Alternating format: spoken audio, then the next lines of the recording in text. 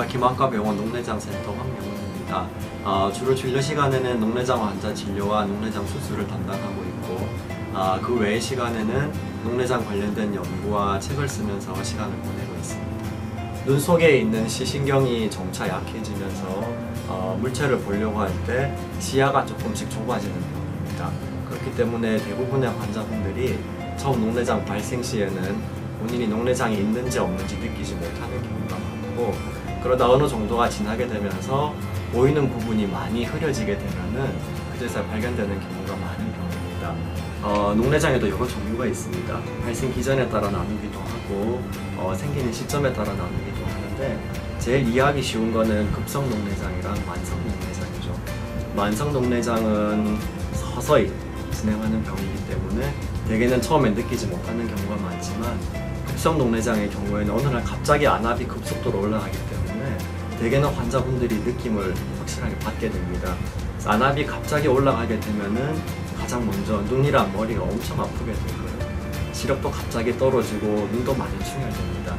대표적인 게 급성 폐쇄각 녹내장인데, 만약 그런 병이 생기게 되면은 밤에 자다가도 도저히 아파서 잠을 못 잘 정도로 심한 통증을 호소하기 때문에, 혹시나 눈이 갑자기 아프게 되면은 갑작스러운 안압 상승에 의한 녹내장의 가능성을 고려해서 반드시 근처에 있는 안과를 바로 방문해 보시는 것이 좋겠습니다. 가장 중요한 경로는 두 가지가 될 텐데, 첫째는 안과 진료를 통해서 시신경의 모양을 보고 판단하는 방법이 있을 거고, 두 번째는 건강검진을 통해서 시신경을 포함한 안저 사진을 찍어서 녹내장 유무를 확인할 수 있습니다. 조기 검진에서 가장 중요한 것은 본인의 증상과 상관없이 병이 있을 수 있다는 것이기 때문에, 본인이 녹내장이 안 일어날 생각하더라도 안과 진료나 건강검진을 꼭 받으셔서 시신경 상태를 확인하는 것이 중요하겠습니다. 녹내장이 발생하고 진행하는데 가장 중요한 역할을 하는 게 높은 안압입니다. 그 높다는 게 일반적인 기준을 따르는 것이 아니라 사람마다 다른 기준 범위를 가지고 있습니다.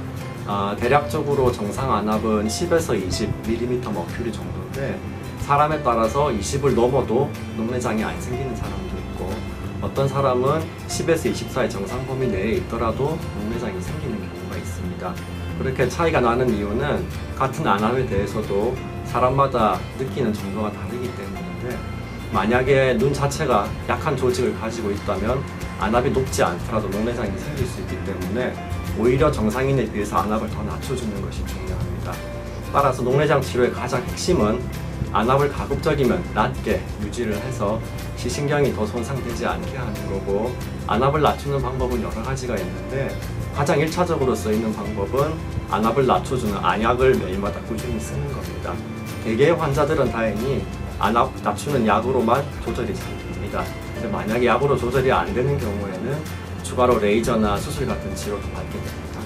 대개 환자분들이 치료 중에 힘들어하시는 것이, 치료를 한다고 증상이 좋아지는 것이 아니고, 또 치료를 제대로 안 받는다 하더라도 당장 나빠지는 게 아니기 때문에 중간에 경과 관찰을 하지 않거나 치료를 제대로 받지 않는 경우가 많게 됩니다.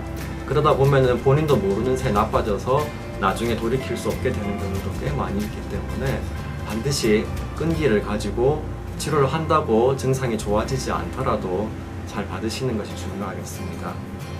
또한 녹내장이 없더라도 앞으로 녹내장의 발생이 위험이 있는 경우에는 반드시 정기 검진을 통해서 조기 발견의 기회를 놓치지 않으셔야 되는데, 녹내장 발생 위험이 높은 경우는 나이가 40대 이상으로 있는 경우, 녹내장의 가족력이 있는 경우, 그 다음에 고도 근시가 있는 경우, 고혈압, 당뇨가 있는 경우 등이 해당이 되겠습니다.